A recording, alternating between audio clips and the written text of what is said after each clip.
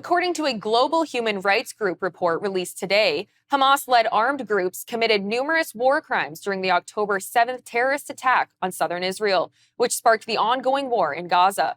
Our news director, David Clement, has more on the report, including a reaction to the report from the Israeli government.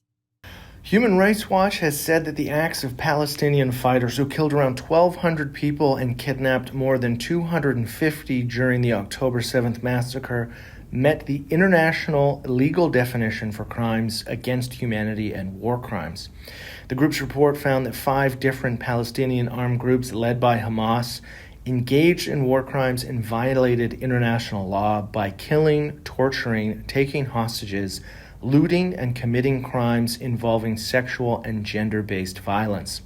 The New York-based group said its researchers were unable to independently verify claims of sexual violence and rape, but that they relied on a separate report by the UN envoy who found reasonable grounds to believe Hamas fighters committed sexual violence during the attack. The 230-page report focuses only on the October 7th attack. It does not examine the actions taken by either Hamas or Israel during the war. Now, it's estimated that 38,400 people have been killed in Gaza since the ground offensive began, but it's important to distinguish here that that is according to the Hamas Health Ministry, and that ministry does not distinguish between combatants and civilians when it does its death count. The Hamas terrorists committed a crime against humanity according to Human Rights Watch because the widespread attack was directed against a civilian population. The associated director for HRW, who arrived in Israel just days after the attack, spent a month researching the attack with local staff.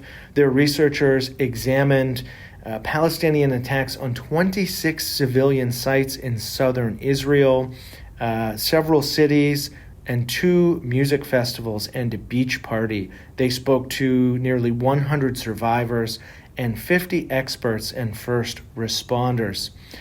The spokesperson for Human Rights Watch said that the killing of civilians and taking of hostages were all central aims of the planned attack and not actions that occurred as an afterthought or as a plan gone wrong. And this was concluded after reviewing hundreds of photos and videos. The researchers essentially determined that the majority of the Palestinians who took part on October 7th were affiliated with the armed groups, and they were not, in fact, random civilians who took advantage of the open fence. Now, Human Rights Watch observed the footage of fighters, including those in civilian clothes with no military clothes on, communicating with walkie-talkies and taking orders from commanders, leading them to conclude that the fighters who carried out the worst abuses, especially in the early hours of October 7th, belonged to those armed factions. In a 9-page response, Hamas has said that it was the armed wing of Hamas, the Qassam brigades, and not the Hamas political movement, and that the fighters were instructed to not target civilians. Now, Human Rights Watch has directly contradicted that claim and said that they find that statement to be false, specifically noting that the intentional killing and hostage-taking of civilians was planned and highly coordinated. And the reason why this really matters is because Human Rights Watch has had a long history of being very critical of Israel. They have accused the IDF of violating international law several times, including an accusation of using white phosphorus, which is a chemical weapon. And just this morning, I asked the spokesperson for Benjamin Netanyahu to give a comment in response to the report. And, it's welcome that some of these pseudo NGOs are now admitting that there was, human rights abuse as well.